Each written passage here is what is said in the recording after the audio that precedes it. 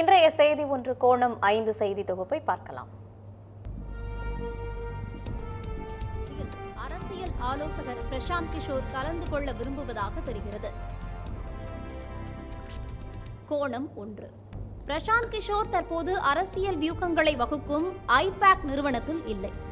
தனி மனிதனாக பீகாரில் ஜன் சுராக்ஷா கட்சியை தொடங்கி தோல்வியை சந்தித்தவர். இந்த நிலையில் அவர் தனியாளாக வந்து தாவேகாவை எப்படி வழிநடத்த முடியும் என்கின்ற கேள்வி எழுகிறது.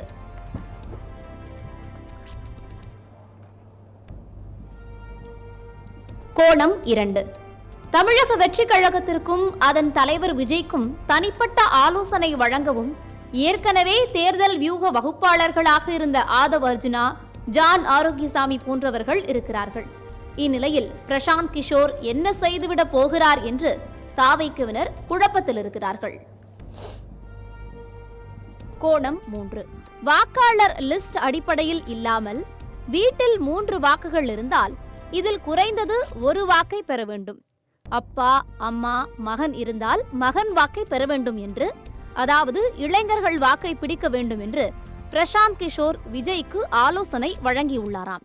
இது போன்ற வியூகங்கள் தாவேகாவிற்கு பயனுள்ளதாக இருக்கும் என்று விஜய் கருதுவதாக தெரிகிறது.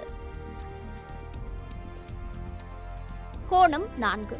விஜய்க்கு தற்போது ஆதவ் அர்ஜுனா, ஜான் ஆரோக்கியசாமி, பிரசாந்த் கிஷோர் ஆகிய 3 பேருக்கும் முரண் ஏற்படாத வகையில் தேர்தல் பணிகளை பிரித்துக் கொடுப்பதுதான் முக்கிய வேலையாக இருக்க போகிறது.